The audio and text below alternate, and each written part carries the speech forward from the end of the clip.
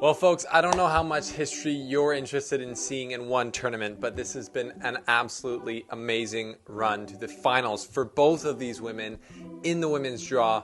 Emma Raducanu of Great Britain versus Leila Annie Fernandez of Canada is going down on the women's side in the final, and you could not, two Cinderella stories happening in different ways.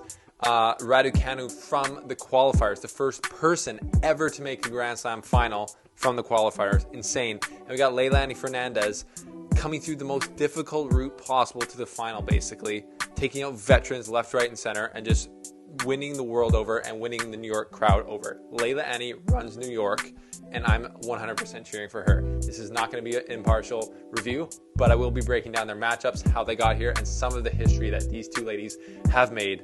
Let's get into it. This is the slice presented by Rally Tennis. We've got a lot to talk about.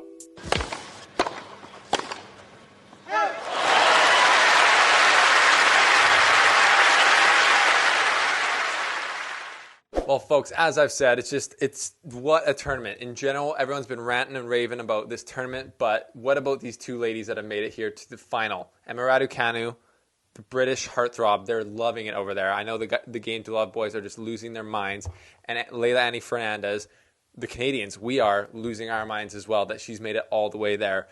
She's right now filling in for Bianca Andreescu as the Queen of the North, because obviously Bianca Andreescu won the U.S. Open back in 2019 as a 19-year-old, and now Leila Annie Fernandez is right back here as a 19-year-old, poised to win her first Grand Slam almost out of nowhere. So this is just amazing. If you're new to the channel, I'm Steven. Subscribe down below so you don't miss any future updates. This is the slice. This is where we break down matches like this, give you the news you need to know. And the U.S. Open coverage is presented by our friends at Rally Tennis, which is a new tennis app where you can find people in your area to play with, join local leagues, compete in playoffs, just dominate the local scene. So shout out to Rally Tennis. Download the app below. And thanks for subscribing. So the first all-teen matchup since Serena Williams beat Hingis in the 1999 U.S. Open as well. So it's an all-teen affair. It's amazing. Just the styles that these women bring into this match, it's awesome because they're not the exact same. So there's going to be a bit of that yin and yang from what we've seen. We've just seen Raducanu. It's mind blowing because if you had never watched tennis before this, you would just think, oh, this girl's just coming through. She came through. Yeah, she qualified. Oh, that's cool. But it's not supposed to be this way. She's the only qualifier to ever make it to a Grand Slam final, and she hasn't just made it there. She's been like destroying the competition the only way through. She has not lost a set in the main draw, and that is it's just hard to comprehend what she's been doing in that respect. It looks like she should be like the number one player in the world, just based on the way she's playing. So now she's coming against Leila Annie Fernandez, who's had to scrap her way through the hardest draw possible. Like, if you haven't been following somehow, she went through Osaka in round 3, third-ranked player who's won 4 slams in the last 2 years. Kerber, 16th ranked or seeded. Svitolina, 5 seed. Sabalenka, 2nd seed. Tonight, she beat Sabalenka in 3 sets, where she squeaked out the first set in a tiebreaker, lost the second set, and then came back. And she was like the mental giant in the match, holding her nerve better than Sabalenka, who's been number 2 in the world. She's been a force for a while. So just amazing, amazing, amazing. This is easily the most entertaining tournament I think I've seen, as far as young people for sure. And on the women's side, the most entertaining one I've seen since I've started covering tennis on the slice. So this is arguably, this is just crazy that these two players are here. And for Fernandez, it's arguably the easiest match she's going to have rankings-wise in the final, but it's obviously not the easiest match based on the form that Raducanu is bringing in, because the way she's playing, it looks to me like almost like Sharapova. Long, powerful strokes on both sides. So athletic, such a natural tennis player, Raducanu. And she's just been teeing off on serves. Like against Sakkari tonight, like anytime Sakkari didn't hit a good serve, Emma would just smash the ball down the middle, Djokovic style. So that put so much pressure on her that she ended up not having a good serving night. And Raducanu was just taking the racket out of her hands in that way, forcing so much pressure. And then Leila Annie plays super smart, counter punches, uses the pace. Like she played Sabalenka today, who has the same, if not more pace than Raducanu does.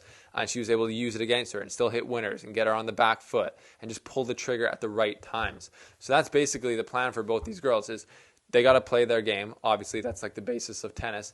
Raducanu's got to be able to impose herself on Leila Annie's service games because she can return so well off both wings. She's got to take advantages, or she's got to take opportunities when she gets them. And then she's just got to play her game and just play within herself like she has all tournament. And there's no reason to think, based on what we've seen, that she'll do that. So almost I put advantage Raducanu just based on the form she's coming with. So dominant. It's hard to think that it's going to change now. But, I mean, if anyone's going to do it, it's the other second best player in the field, Leilani Fernandez, who can take that power, use it against her. And really, when she takes the ball early with her lefty forehand, it just creates so much angle, and she doesn't have to swing that hard, so she's not taking as much risk.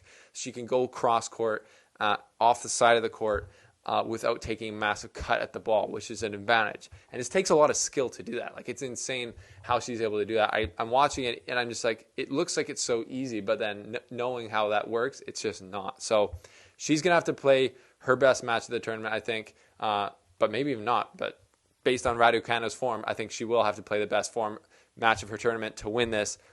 We'll see how their nerves, like, teenagers are supposed to have nerves in these tournaments. Have you ever heard of that? Like, being nervous in tournaments? Neither of them have showed that so far. They've been absolute studs. So this is just going to be an amazing battle. I do not know what to expect. Will one of them crumble? Will both of them just rise to the occasion and provide us with a spectacle to watch? I hope so. So I'm leaning Leilani Fernandez big time behind her. But I do give the slight edge to Raducanu. Let me know your thoughts on this matchup. That's how I see it. They got to play. Whoever plays the best on the day is going to get the W. And if you're going to bet on the match, make sure you use betobet.com. That is our betting partner. But it's going to be, I just can't wait. I cannot wait for Saturday night. Leilani Fernandez, she runs New York, the Queen of Canada. Let's get it done. We'll see you after the final to break it all down. And we'll see you in the comment section right now to get your thoughts on what's going on. Thanks for subscribing. We'll see you soon.